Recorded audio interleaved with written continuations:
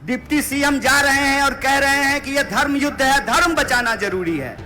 कि धर्म बचाना अगर इतना जरूरी है तो बस इतना बता दीजिए साहब कि धर्म बचाने की इस लड़ाई में आपका बेटा बेटी भी हमारे साथ चलेगा ना।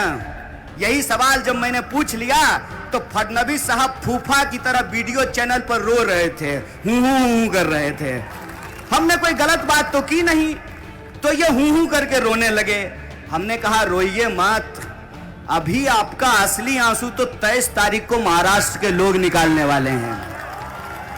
आप हमको बताइए, जनता के वोट के साथ गद्दारी किसने की?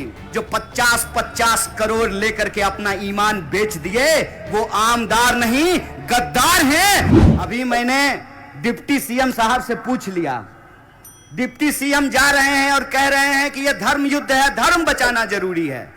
हम आप लोग अपने स्कूल में एक प्रार्थना गाया करते थे, इतनी शक्ति हमें देना दाता, मन का विश्वास कमजोर होना। हम शक्ति ईश्वर से मांगते हैं, हम धर्म से शक्ति लेते हैं। हम उतने बड़े नहीं हो गए हैं कि हम खुदा को शक्ति देने लगे, हम ईश्वर को शक्ति देने लगे। ईश्वर ताकतवर हैं, वो अपनी रक्षा स्वयं कर लेंगे। हमको अपनी रक्षा करने की जरूरत है। हमको अपना जल बचाना है, जमीन बचाना है, घर बचाना है, रोजी रोजगार बचाना है और धर्म ही बचाना है। तो हमने यही पूछ लिया कि धर्म बचाना अगर इतना जरूरी है तो बस इतना बता दीजिए साहब कि धर्म बचाने की इस लड़ाई में आपका बेटा बेटी भी हमारे साथ चलेगा ना।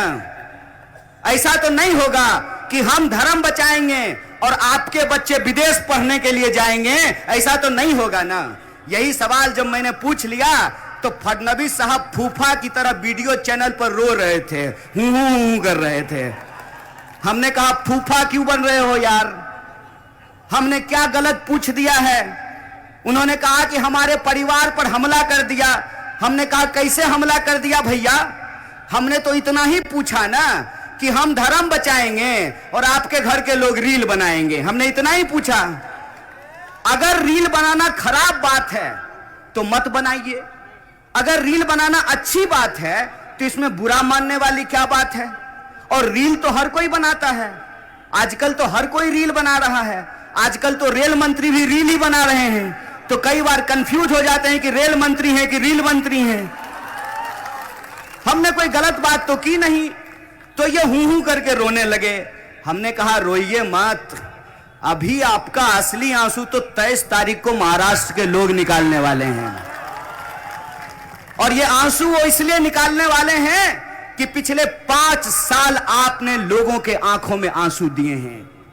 यहां के लोगों का रोजी रोजगार छीना, लोगों के घर छीन रहे हैं, यहां की फैक्ट्रियां बाहर भेज रहे हैं, यहां का काम धंधा दूसरे राज्य में पहुंचा रहे हैं और बेशर्मों की तरह एक व्यापारी के साथ बैठ करके महाराष्ट्र का सौदा कर रहे हैं। ऐ महाराष्ट्र के आम आवाम, मेरा आपसे निवेदन है कि इन गद्दारों से मुकाबला कीजिए, जमहूरियत की ताकत से, वोट की ताकत से मुकाबला कीजिए। और एक बात को याद रखिएगा, हमारे एक भाई ने कहा कि हम बाय चॉइस यहां हैं।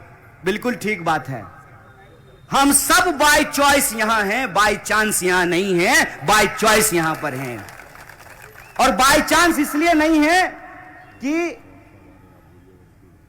कि 8 लाख लोगों ने पिछले 10 साल में भारत का पासपोर्ट छोड़ करके दुनिया के दूसरे देशों की नागरिकता ले ली। 8 लाख लोगों ने।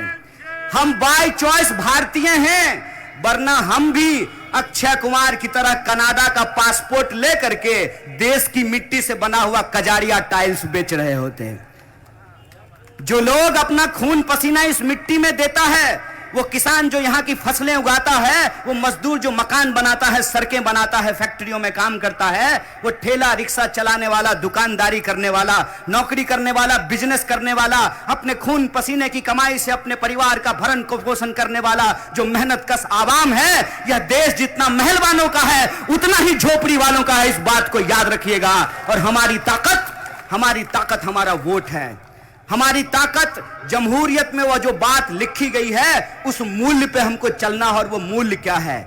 वो मूल्य ये है कि अगर इस देश में 16 लाख करोड़ रुपया प्रधानमंत्री जी के दोस्तों का माफ किया जा सकता है तो हम महाराष्ट्र की आम आवाम का बिजली बिल माफ करेंगे, क्योंकि यह देश उनका भी है। यही संकल्प हम लेकर के आए हैं।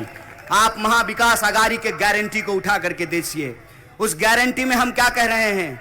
हम गारंटी में कह रहे हैं कि अगर इस देश की तिजोरी इस देश के धनवानों के ऊपर लुटाई जा रही है, तो उस तिजोरी को वापस महाराष्ट्र के लोगों के ऊपर खर्च किया जाएगा, महाराष्ट्र की बहु बेटियों पे खर्च किया जाएगा, महाराष्ट्र के नौजवानों पे खर्च किया जाएगा, महाराष्ट्र के किसानों पर खर्च किया जाएगा। और महाराष्ट्र की प्रगति का मतलब दो चार व्यापारियों की प्रगति नहीं होती है। महाराष्ट्र की प्रगति का मतलब यहां जो करोड़ों लोग रहते हैं, चाहे वो मंदिर जाते हो, मस्जिद जाते हो, गुरुद्वारा जाते हो, चर्च जाते हो, बौद्ध मठों में जाते हो, हिंदू हो, मुस्लिम हो, सिख हो, ईसाई हो, बौद्ध हो, पारसी हो, जैन हो, यह देश सबका था, है और रहेगा। यही हमारा ऐलान है और यही ऐलान हम आपके बीच करने के लिए आए हैं कि जितनी कोशिश करनी है इनको कर लीजिए। एक साहब ने कहा कि डराते हैं, गालिब ने क्या खूब लिखा है, हर एक बात पे कहते हो तुम कि तू क्या है, हर एक बात पे कहते हो तुम कि तू क्या है, तुम ही कहो कि ये अंदाजे गुफ्तगू क्या है। हमने आपको वोट दिया, हमारे वोट से आप चुन करके गए, चुनकर जाने के बाद आपने हमारे ईमान का सौदा कर लिया। आज 5 साल बाद एक बार फिर आप जनता की अदालत में हैं और जमहूरियत में जनता ये तय करती है कि जिसको इज्जत से गद्दी पे बिठाया है उसको उसी बेइज्जती से कान पकड़ करके गद्दी से नीचे भी कर सकते हैं, और ये हमारी ताकत है। इसीलिए जब आप 20 तारीख को वोट करने के लिए जाइएगा तो मुंब्रा के अपनी तमाम माओ और बहनों से मैं कहना चाहता हूं, मुंब्रा के अपने तमाम आदरणीय बुजुर्गों और नौजवानों से कहना चाहता हूं कि आपको सिर्फ एक व्यक्ति का चुनाव नहीं करना है। वो व्यक्ति नहीं है, वो इस देश में, महाराष्ट्र में बुलंदी की आवाज है, जुल्म के खिलाफ एक मुकम्मल आवाज है। इस बात को याद रखिएगा। जब मैं चुनाव लड़ता हूं, ये अपनी पूरी ताकत लगा देते हैं, पूरा का पूरा भाजपा, पूरा का पूरा आरएसएस, इनका खरीदा हुआ मीडिया, सोशल मीडिया पूरी ताकत लगा देते हैं, चाहे कुछ भी हो जाए, साम दाम दंड भेद लगा करके ये कोशिश करते हैं कि मैं पार्लियामेंट ना जा सकूं। मैं कहता हूं अच्छा हुआ पार्लियामेंट नहीं गया तो इस देश की पूरी सड़कें हमारी है और सड़कों पर घूमकर हम इनके खिलाफ अपने नारे को बुलंद करते हैं। इसीलिए मुंब्रा के आप तमाम लोगों को मैं कहना चाहता हूं कि इनकी पूरी कोशिश है कि मुंब्रा में जितेंद्र अवार्ड को हराया जाए। जितेंद्र अवार्ड को हराने का क्या मतलब है? जितेंद्र अवार्ड को हराने का यह मतलब है कि ये घूम घूम करके व्हाट्सएप पर मैसेज भेजें कि बड़ा सेकुलर बनता था, आ गया मजा, मिल गया स्वाद। ये साजिश है, और ये साजिश जो बार बार डिप्टी सीएम अपने भाषण में जाकर के बोल रहे हैं और वोट देने के अधिकार को धर्म से जोड़ रहे हैं। मैं कहता हूं वोट देने का अधिकार धर्म से नहीं, जमहूरियत से मिला है। इस बात को आप याद रखिएगा। और हम हिंदू हो सकते हैं, कोई मुसलमान हो सकता है, कोई सिख हो सकता है, कोई ईसाई हो सकता है, कोई बौद्ध हो सकता है, कोई पारसी हो सकता है, कोई जैन हो सकता है, कोई उत्तर भारतीय हो सकता है, कोई दक्षिण भारतीय हो सकता है, कोई पूरब का है, कोई पश्चिम का है, लेकिन हम भारत के लोग हैं और हम भारत के लोगों को इस देश के संविधान ने एक अधिकार दिया है। वो अधिकार ये है कि हेलीकॉप्टर पर चलने वाले का भी वोट एक है और टूटी साइकिल लेकर घूमने वाले का भी वोट एक है। यह जो वोट की ताकत है, इस वोट की ताकत को ये खत्म कर देना चाहते हैं। ये चाहते हैं कि इस देश में धर्म के नाम पर सियासत हो, और धर्म के नाम पर जब सियासत होती है तो उसका सबसे मजेदार बात देखिए क्या होता है। आप जमीन पर एक काम मत कीजिए, आप जमीन पर जनता के लिए एक काम मत कीजिए, बस चुनाव में ऊपर वाले का नाम लीजिए। जमीन पर आपका कोई काम किया हुआ नहीं है, कोई आपसे पूछने वाला नहीं है।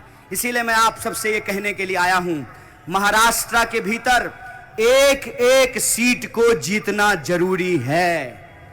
एक एक सीट को जीतना इसलिए जरूरी है कि अगर हम महाराष्ट्र में चूके तो महाराष्ट्र की जो धन संपदा है उसको लूट करके ये अपनी तिजोरियां भरेंगे।